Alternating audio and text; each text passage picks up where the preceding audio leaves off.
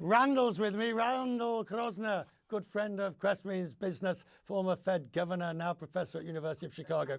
Were you in London tonight, Randall? I am. Oh, gosh, you get around. Now, listen, what do you make of today's quarter point cut? Justified? And if so, do we get another one in December? So I think it was very much expected, and I think it makes perfect sense. We've seen the inflation rate continue to come down. The Fed had removed that phrase that it's getting more confident, and basically said now it's confident that the inflation rate is coming down to its 2% goal. There is the headwind of all those interest rates that have interest rate increases have come in the past, seeing a little bit of slowing in the labor market. But I think probably given, we'll see what the outcome of the election is for whether the House and the Senate also go to the Republicans. But if they all go to the Republicans, I think there's likely to be a lot of deregulatory activity, a lot of stimulus of investment through that, and so I think the economy is going to probably be marked up by the Fed's estimates, and so they probably won't cut in December. So you see, this is the interesting part, because we do know from the last 6 months, or for the last year, 2 years, the resilience of the economy against increases in interest rates. By rights, we should have had a thumping big recession, bearing in mind the way in which rates went up so quickly. So they can't do the old blinkered, see no evil, hear no evil, politics don't, they're going to have to respond. Well, they're going to have to respond to what the fiscal policy is of the Trump administration. Oh, for sure. What they will do is they'll make a forecast. And I think that would be true whether it had been the House, the Senate, and the president were for the Democrats, for the Republicans. Because if you have the same party in power, they're likely to spend. And I think you'll see that if the whole Congress goes to the Republicans, that Trump will be able to execute on his plan to maintain the tax reform and tax cuts from when he was in office before. He has lots of spending plans, and so that's going to be, at least in the short run, a stimulus for the economy. Right. Let's wade into deeper waters.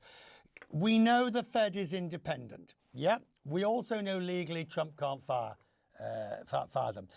But between those two extremes, there is a grey area of political pressure. There is a grey area of president or secretary pushing pressure to do something, and the markets perceiving a lack of independence. Is that significant?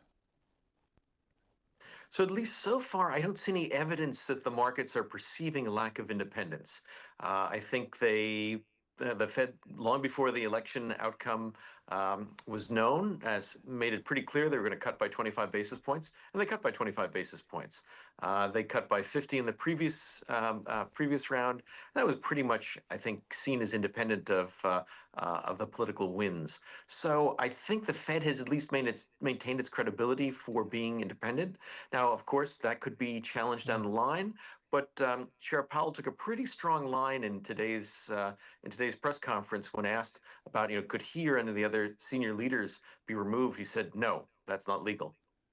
Yeah, it might not stop the president-elect from trying when he comes into office.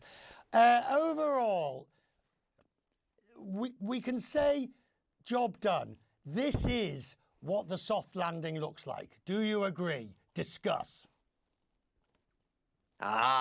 So since I'm a professor, I have to give grades, and we still haven't quite gotten to 2% in a sustainable way. So I'm going to have to give it incomplete. No, come on. You're never going. You knew as well as anybody did, better than most, that to get to 2% would have pushed so hard it would have been into a recession. No, it's impressive, I think, what the Fed has done because Paul. they responded. They were too slow, as all central banks were, to realize that Right. this was not just something that was transitory. They then responded very rapidly, and then I think if and made sure that Yeah, right. inflation expectations didn't get out of control, so they didn't have to move rates up too high. Remember, last time inflation was this high, rates were at double-digit levels, Yeah. so they didn't have to go so high, and that's one of the reasons why we didn't have a recession. But I think at least so far in the at least the first couple of chapters of the dissertation, they're getting a very high grade. Oh, you're a hard one, I tell you. I'm not taking your classes. I'm going for something easier next time. Thank you very much, sir. Good to see you as always. Have a safe journey back when you come back. Thank you.